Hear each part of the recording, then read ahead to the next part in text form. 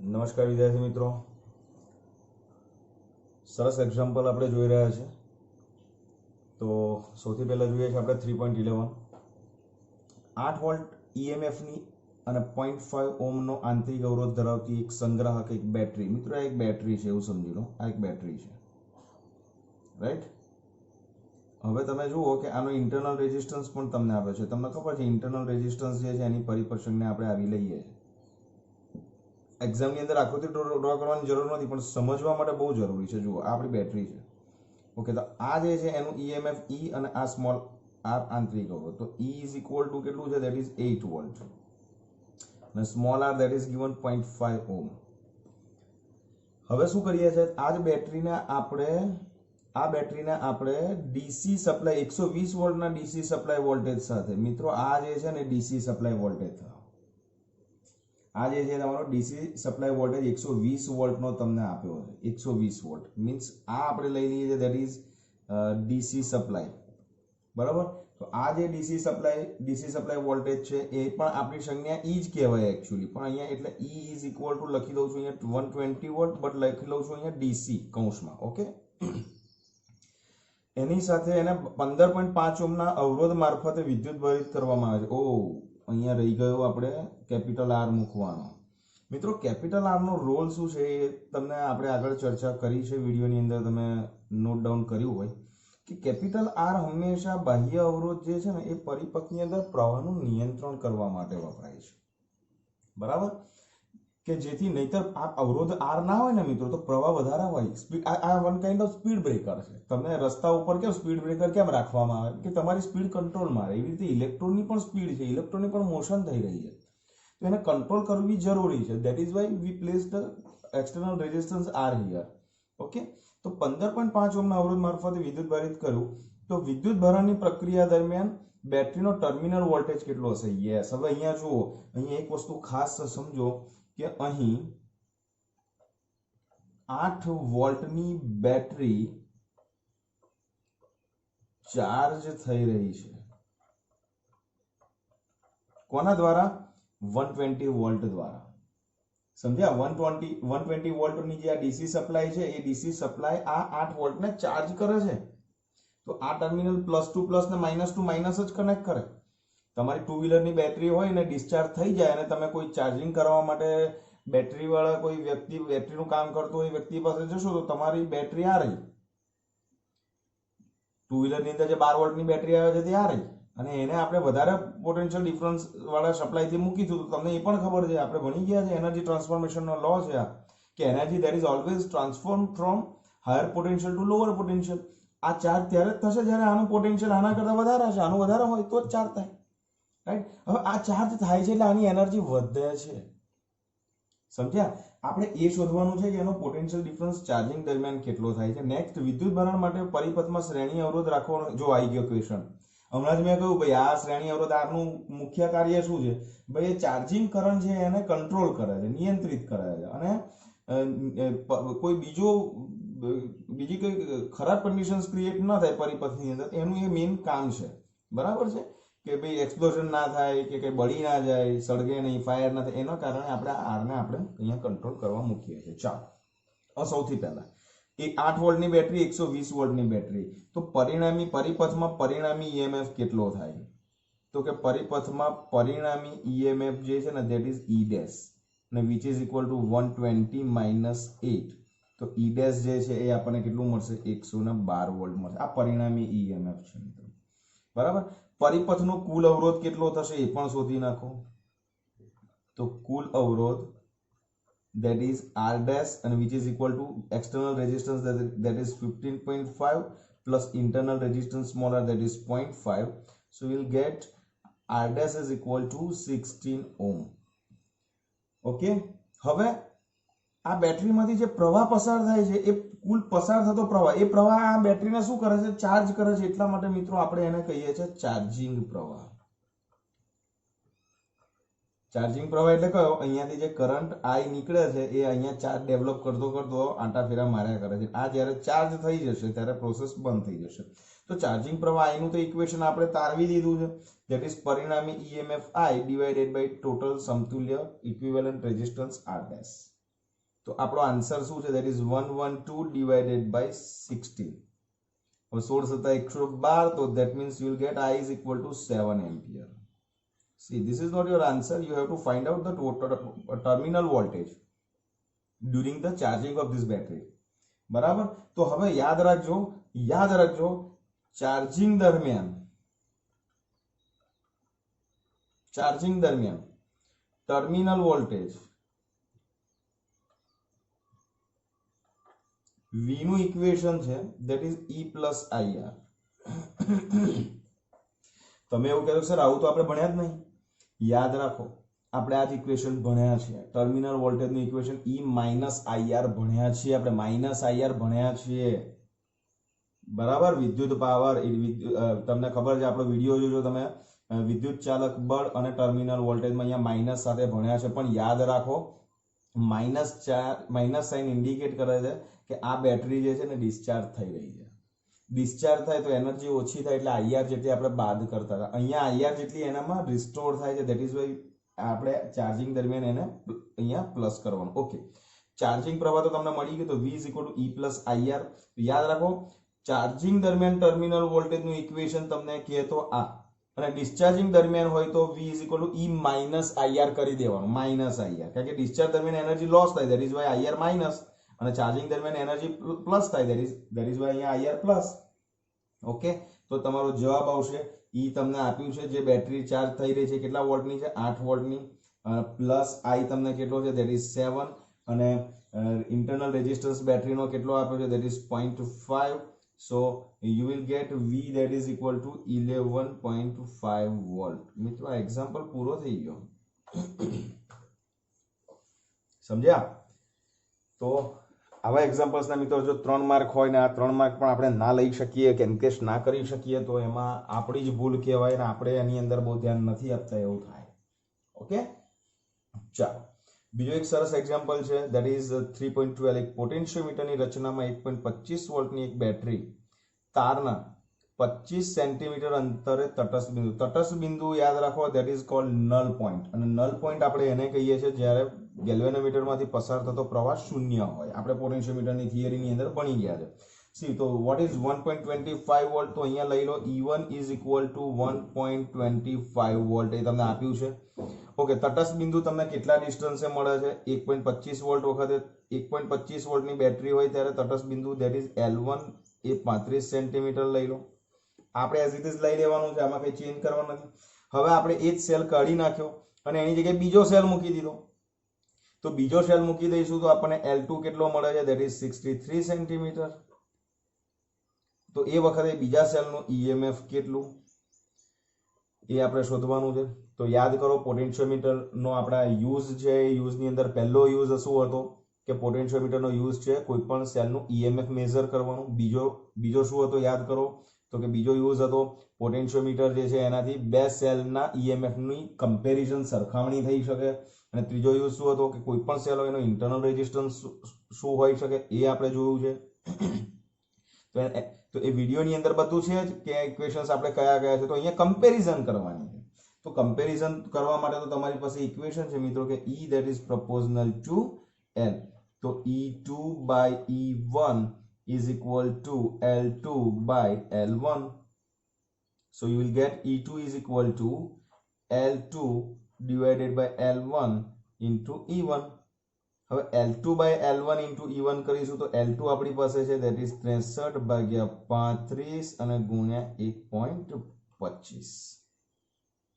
Okay, so you will get from the Cal C that is 2.25 volt. Example પૂરો થઈ ગયો મિત્રો. બરાબર છે? ક્લિયર થાય છે? ફાઇન. તો પોઝ કરીને લખતા રહેજો. હવે આપણે ત્રીજો એક્ઝામ્પલ જોઈએ છે. આ તમારી ટેક્સ્ટ બુકની એક્સરસાઇઝ છે રાઈટ, એટલે ચિંતા ના કરશો. તમે લખવું તો પડશે ને કરવું પણ પડશે કામ. કોપર સુવાહકમાં મુક્ત ઇલેક્ટ્રોનની અંદાજિત સંખ્યા ઘનતા તમને આપી છે. ઓકે, સંખ્યા ઘનતા જે ક્વોન્ટિટી આપી હોય એને સૌથી પહેલા લિસ્ટ બનાવીએ આપણે. n that is equal to 8.5 into 10⁻28 એકમ છે મીટર પર મીટર ક્યુબ. ઓકે, આવા ઇલેક્ટ્રોનને 3 મીટર લાંબા તાર એટલે તારની લંબાઈ that is given 3 મીટર. એક છેડાથી બીજા છેડા સુધી ડ્રિફ્ટ થતા કેટલો સમય લાગશે? તો that is you have to find out, that is time T. Okay, તારના આરસીનું ક્ષેત્રફળ એ તમને આપી દીધું છે, દેટ ઇઝ 2 × 10⁻⁶ મીટર સ્ક્વેર, અને કરંટ પણ તમને આપી દીધો છે I, that is equal to 3 ampere. તો તમારે મિત્રો ટાઈમ શોધવાનો છે, બરાબર. ઓકે, ઇલેક્ટ્રોનનો ચાર્જ પણ તમને ખબર છે, દેટ ઇઝ 1.6 × 10⁻19 કુલમ. આપ્યો નથી પણ આપણે જરૂર પડવાની છે કારણ કે આ ઇક્વેશન્સ આપણે ભણી ગયા છે. ચાલો, જે બેઝિક ઇક્વેશન્સ મેં તમને લખાયા છે ને તમારી નોટ્સની અંદર બધા ઇક્વેશન્સ છે, આ બધી ક્વોન્ટિટીને રિગાર્ડિંગ અને આ ડ્રિફ્ટ વેગ આપ તમને શોધવાનો છે કે આ એક છેડાથી બીજા છેડા સુધી ડ્રિફ્ટ થતા કેટલો સમય લાગશે. તો ડ્રિફ્ટ વેગ વાળા જો ટોપિક હતો એની અંદર આપણે બધા ઇક્વેશન તારવ્યા છે. તો એની અંદર એક આ ઇક્વેશન હતું તમારું, J is equal to NEVD. આ ઇક્વેશન તમારે કાયમ યાદ રાખવાનું, અને J ને રિપ્લેસ કરી દો તમે I ડિવાઇડેડ બાય A થી, તો દેટ ઇઝ NEVD થશે. તો VD નું પણ ઇક્વેશન તમારી પાસે છે, VD ડ્રિફ્ટ વેગનું ઇક્વેશન પણ તમારી પાસે છે. તો I by A is equal to NEVD. VD બરાબર ખબર છે શું છે? Distance divided by time. તો that is L divided by time. Electron કેટલા વાયરમાંથી ટ્રાવેલ, કેટલી લંબાઈના તારમાંથી ટ્રાવેલ કરે છે, દેટ ઇઝ 3 મીટર. અને તમારે શોધવાનો છે ટી. તો હવે ટી ને સૂત્ર કરતા બનાવવાનો છે, તો મને નહીં લાગતું કે મારે કંઈ કરવું પડશે. તો ટી ને સૂત્ર કરતા બનાવીશું, that is NEL into A અને divided by I. Okay, so N, this is your N, EL I બધું જ તમને આપી દીધું છે. આઈ હોપ કે તમે લોકો આ કેલ્ક્યુલેશન્સ કરી દેજો. તો તમામ કિંમતો મૂકતા યાદ રાખજો, આ કામ તમારે કરવાનું છે. ક્લિયર? અને આન્સર તમે ચેક કરો, હું જે આપું છું આન્સર આવે છે કે નહીં, રાઈટ? તો 2.72 ઇન્ટુ 10⁴ સેકન્ડ. ઓકે, હવે તમને અહીંયા સ્પેસિફિકલી કહ્યું નથી કે કેટલો સમય લાગશે, તો કલાકમાં છે કે મિનિટમાં છે કે એવું કહ્યું નથી. આન્સર તમને સેકન્ડમાં આવશે, રાઈટ? આન્સર શેમાં આવવાનો છે? સેકન્ડમાં આવવાનો, કારણ કે આપણે બધી ક્વોન્ટિટી સેકન્ડને રિગાર્ડિંગ લીધેલી છે. તો એક વસ્તુ પણ હવે તમે લોકો અહીંયા ક્લિયર કરી લેજો કે જ્યારે તમને લોકોને પર્ટિક્યુલર કોઈક વસ્તુ ટાઈમ તમને અહીંયા કલાકમાં ફેરવવાનો નથી કહ્યો, તમારે આને ફેરવવાની જરૂર નથી. ફેરવવા જશો મિત્રો તો કદાચ ભૂલો થવાની શક્યતા હોય, એટલે આને કન્વર્ટ ના કરો, કશું કરવાનું નહીં. સિમ્પલ બ્લોક કરીને એકમ સાથે આપીને આવવાનું, એકમના માર્ક્સ હોય છે, રાઈટ? તો આ માર્ક એન્કેશ કરી લો, અને આના આન્સર્સ આવે છે કે નહીં કેલ્સીની અંદર એ તમારે મૂકીને ટ્રાય કરવાનો છે. ઓકે, સો ટેક કેર. હવે આપણે જે જોઈ રહ્યા છે એ ઇન્ફાઇનાઇટ નેટવર્ક જ્યારે રેઝિસ્ટન્સના હોય ત્યારના એક બહુ ફાઇન એક્ઝામ્પલ છે કે જે તમને JEE નીટ અને બધામાં કામ લાગવાનું છે. તો એ એક્ઝામ્પલ આપણે જોઈ લઈએ છીએ, બરાબર? ચાલો,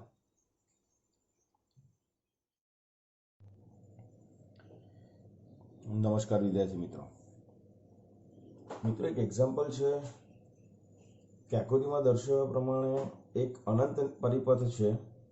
આ બધા રેઝિસ્ટન્સ અનંત અહીંયાથી ક્યાં સુધી છે? ઇન્ફાઇનાઇટ ડિસ્ટન્સ સુધી આ અવરોધો આ રીતે જ જોડાયેલા છે. જો આ 3 શ્રેણીમાં, પછી બીજા આ 3 પણ શ્રેણીમાં, પણ એ જે 3 શ્રેણીમાં છે એ આ 3 સાથે સમાંતરમાં છે. તો શ્રેણી સમાંતરનું આ કોમ્બિનેશન છે ઇન્ફાઇનાઇટ ડિસ્ટન્સ સુધી લંબાવેલું છે. હવે આપણે શું કરવું છે? તો કે એના આ બે ટર્મિનલ વચ્ચે 12 વોલ્ટ અને ઇન્ટરનલ રેઝિસ્ટન્સ 0.5 ઓહ્મ હોય તેવી એક બેટરી જોડી દીધી. તો એવું કહે છે કે તો સપ્લાયમાંથી આ જે બેટરીમાંથી પસાર થતો પ્રવાહ કેટલો હશે એ આપણે શોધવાનો છે, બરાબર? તો સૌથી પહેલા મિત્રો તમારે એ સમજવું પડે કે આ ઇન્ફાઇનાઇટ લેવલનો કોઈ પણ નેટવર્ક્સ હોય તો એમાં આપણે અહીંયા 1 ઓહ્મ આપ્યો છે. એક્ઝામની અંદર આ અવરોધ ચેન્જ થઈ જશે, 2 ઓહ્મ પણ આપી દેશે, તો કેલ્ક્યુલેશનમાં કોઈ ફરક નહીં પડવાનો. એટલે આપણે શું કરીએ છીએ, આ જ પરિપથ પણ એમાં હમણાં આપણે સંજ્ઞા એવી લઈ લઈએ છીએ કે જે આપણે જનરલાઇઝ ઇક્વેશન તરફ લઈએ, પછી આ વેલ્યુઝ આપણે અંદર મૂકીશું. ચલો, આ એક્ઝામ્પલને હમણાં આપણે મૂકીએ છીએ સાઈડ ઉપર. હવે હું એક અનંત જે અવરોધ છે એનો એક આ પરિપથ ડ્રો કરું છું, તમે જુઓ.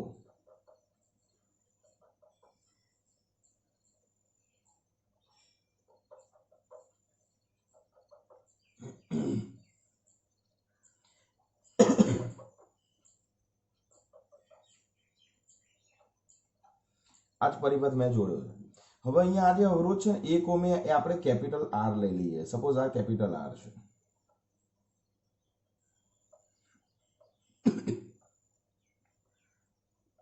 ઓકે, અહીંયા જે બેટરી કનેક્ટ કરીએ છીએ એ બેટરીનો સપ્લાય વોલ્ટેજ આપણે ઈ જે છે દેટ ઇઝ 12 વોલ્ટ લઈ લઈએ છીએ અને જે એનો ઇન્ટરનલ રેઝિસ્ટન્સ જે છે એ આપણને 0.5 ઓહ્મ છે. રાઈટ, આ આપણા આંકડા આપે છે અને અહીંયા કેપિટલ આર જે છે આપણે મેં કેપિટલ આર લીધું છે, એની અહીંયા વેલ્યુ અહીંયા કેટલી આપી છે દેટ ઇઝ 1 ઓહ્મ, એટલે આ 1 ઓહ્મ. આ વેલ્યુ છે ને મિત્રો એ આ એક્ઝામ્પલની છે, પણ આપણે હમણાં જનરલાઇઝ ઇક્વેશન તારવવા જઈ રહ્યા છે. જુઓ, હવે ધારી લો મિત્રો એકચ્યુઅલી શું છે કે આ ઇન્ફાઇનાઇટ નેટવર્ક છે અને પહેલા તો આપણે ઇન્ફાઇનાઇટ આર કેપિટલ અવરોધ જ્યારે આ ત્રણ આવી રીતે કનેક્ટ કર્યો હોય ત્યારે આ ઇન્ફાઇનાઇટ લેવલનો જે નેટવર્ક છે ને એનો સમતુલ્ય અવરોધ કેપિટલ આર આપણે શોધવો પડે. ધારી લઈએ છીએ આપણે કે ટોટલ એનો ઇક્વિવેલન્ટ કેટલો છે. તો આપણે સૌથી પહેલા અહીંયા એવું લખીએ છીએ કે ભાઈ ધારો કે યાદ રાખજો, આને હમણાં આને સાઈડ પર મૂકી દો.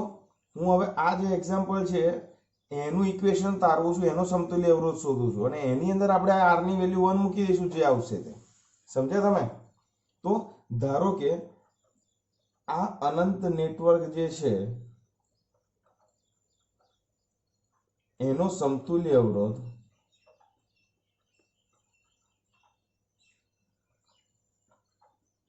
x ઓહ્મ છે. કોનો? આ એ બિંદુ લઈ લો, આ બી બિંદુ લઈ લો, તો એ અને બી વચ્ચેનો સમતુલ્ય અવરોધ કેટલો છે? x ઓહ્મ આપણે ધારી લીધો છે, જે આપણે શોધવાનો છે. હવે સમજો આ એક લૂપ થઈ, આ બીજી, આ ત્રીજી, આ ચોથી, આવા ઇન્ફાઇનાઇટ એટલે કેટલી મિત્રો? અનંત. હવે એમાંથી એક લૂપ જે છે, એક લૂપ તમે એની અંદર સમજો આનો સમતુલ્ય અવરોધ આપણે આ x ઓહ્મ ધારી, આ a અને b વચ્ચેનો સમતુલ્ય અવરોધ આપણે x ધારી લીધો છે. હવે આ ઇન્ફાઇનાઇટ લેવલનો નેટવર્ક જો x ઓહ્મ હોય તો આનો સમતુલ્ય પરિપથ હું બનાવું છું, ધ્યાનથી જોજો.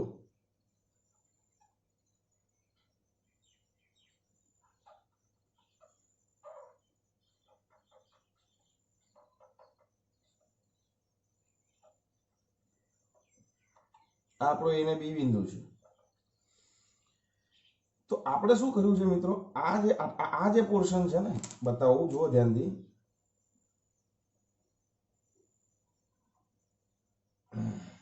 આટલાનો અવરોધ આપણે કેટલો ધાર્યો છે? x.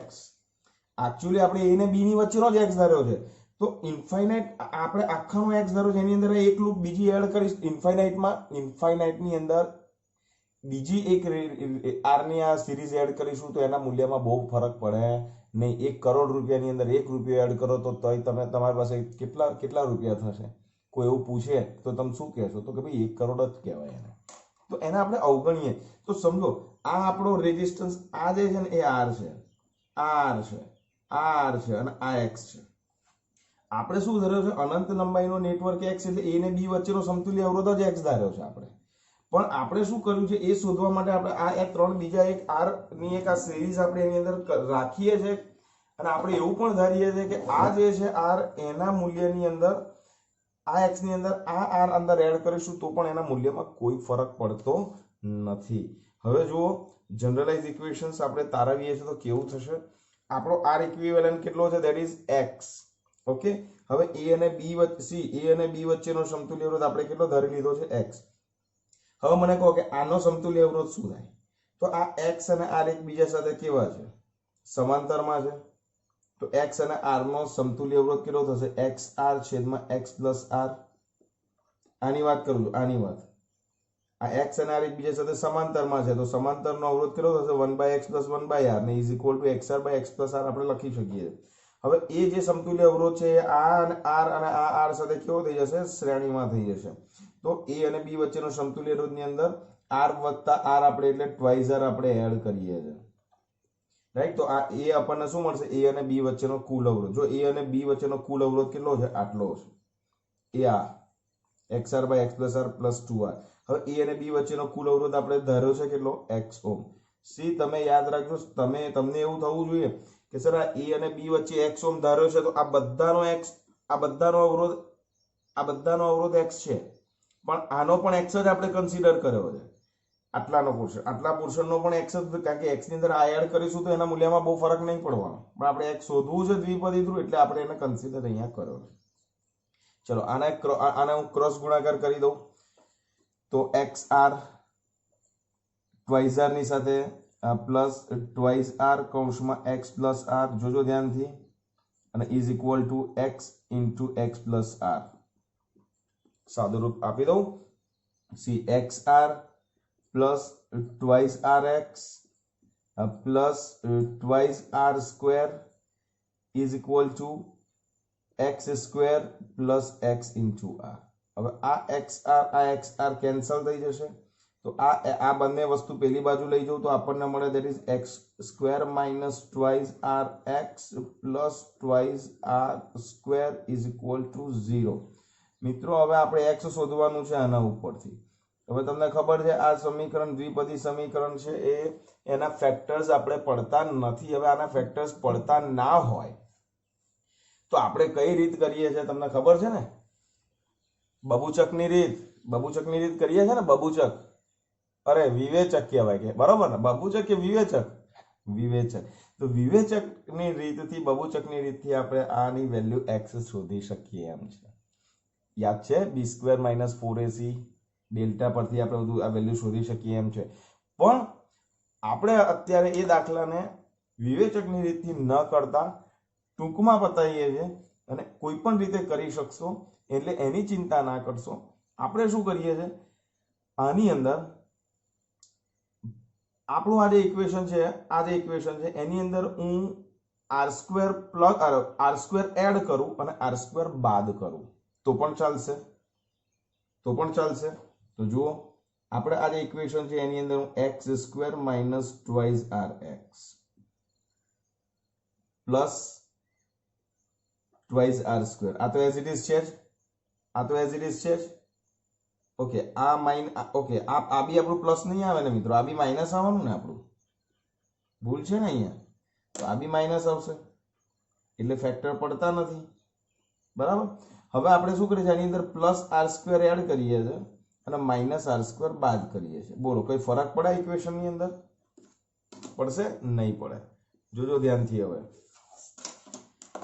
x square minus twice r x minus twice r square as it is હતું, અને આર સ્ક્વેર એડ કરે અને આર સ્ક્વેર બાદ કરે. શું થાય છે જુઓ, x square minus twice r x plus r square, આ પ્લસ આર સ્ક્વેર ને અહીંયા લઈ ગયો અને આ માઇનસ ટ્વાઇસ આર સ્ક્વેર ને પાછળ લઈ ગયો, તો minus 3r square is equal to 0 થાય.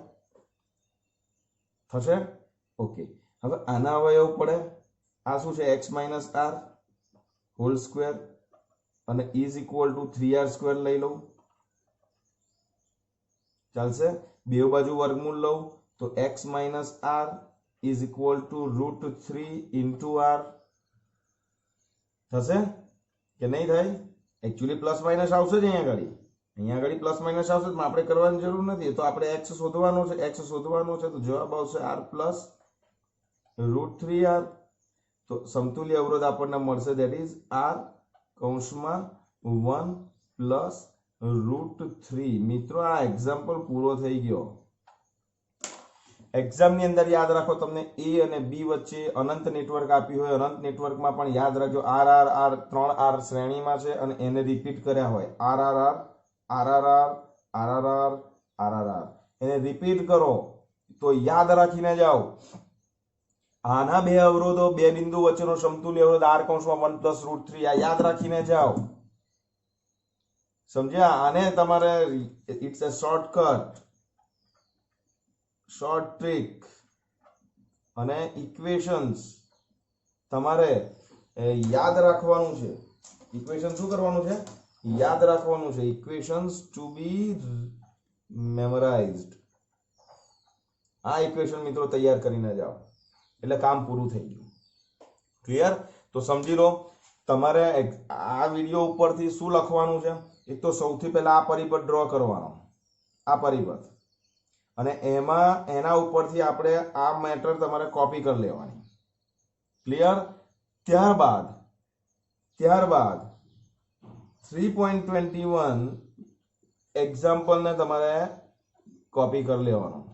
સી હજુ બી રિપીટ કરું છું, સૌથી પહેલા આ વિડીયોની અંદર આ જે છે એ પહેલા ડ્રો કરો અને સમતુલ્ય અવરોધ x નું આ ઇક્વેશન તમે તારવીને સાઈડ પર મૂકી દો. આ એક્ઝામની અંદર યાદ રાખીને જવાનું.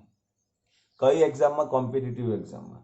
હવે જ્યારે આ એક્ઝામ્પલ પૂછાય છે અને તમને એવું કહ્યું છે કે બેટરીમાંથી પસાર થતો પ્રવાહ શોધો, તો તમારે સિમ્પલ આ ઇક્વેશન યાદ કરવાનું. ચલો, એમાં કેપિટલ આર શું છે? તો કે કેપિટલ આર ની વેલ્યુ અહીંયા આગળ કેટલી આપી છે? That is 1 ohm. ઓકે, હવે તમે જુઓ આપણો આને સમતુલ્ય પરિપથ ડ્રો કરું છું. જોજો,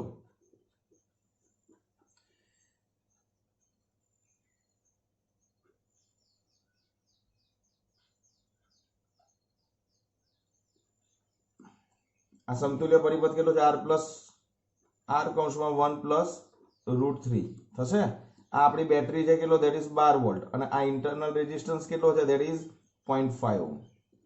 તો આપણને ખબર છે કે r કૌંસમાં 1 પ્લસ √3 પ્લસ 0.5 કરીશું એટલે ટોટલ રેઝિસ્ટન્સ મળશે સમગ્ર પરિપથનો.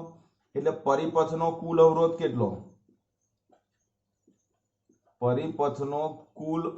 કેટલો? તો કે r કૌંસમાં 1 પ્લસ √3 અને plus internal resistance. This is r dash. Now what is r dash? તો capital R that is 1, that is 1 plus √3, 1 plus √3 નું આપણે 1.73 plus 1 that is 2.73 થશે આ વેલ્યુ, અને પ્લસ 0.5.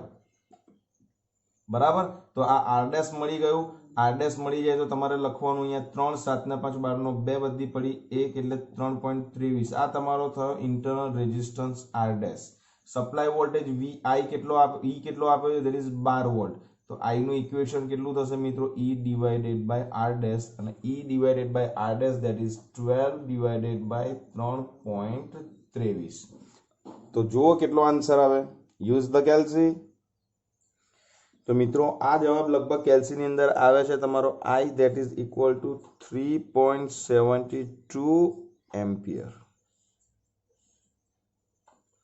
ઓકે, તો યાદ રાખો, આવો ઇન્ફાઇનાઇટ રેઝિસ્ટન્સ, ઇન્ફાઇનાઇટ નેટવર્ક વાળો કોઈ પરિપથ આપ્યો હોય તો યાદ રાખો, જ્યારે 3 આર એકબીજા સાથે આ રીતે શ્રેણીમાં હોય, એકબીજા સાથે સમાંતરમાં આ રીતે કરીને ઇન્ફાઇનાઇટ નેટવર્ક બનાવ્યો હોય, તેનો સમતુલ્ય અવરોધ આ યાદ રાખીને જાઓ.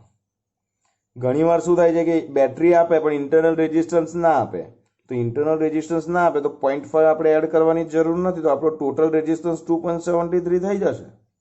સમટાઈમ્સ આ એક્ઝામ્પલની અંદર અહીંયા 1 ઓહ્મની જગ્યાએ તમને અહીંયા 10 ઓહ્મ પણ આપી દે, તો તમારો જવાબ જે છે એ કેટલો થઈ જશે? 27.3 થઈ જશે. સમજ્યા? અને એના પરથી તમારે આ બધી વેલ્યુ ચેન્જ થશે. તો આ વેલ્યુ બદલાશે એક્ઝામની અંદર, પણ આપણે આરને યાદ રાખીને ઇક્વેશન તૈયાર કરીને જાઓ. ક્લિયર થઈ ગયું? તો આ રીતે તમારે એની કેલ્ક્યુલેશન કરવાની છે. બરાબર છે?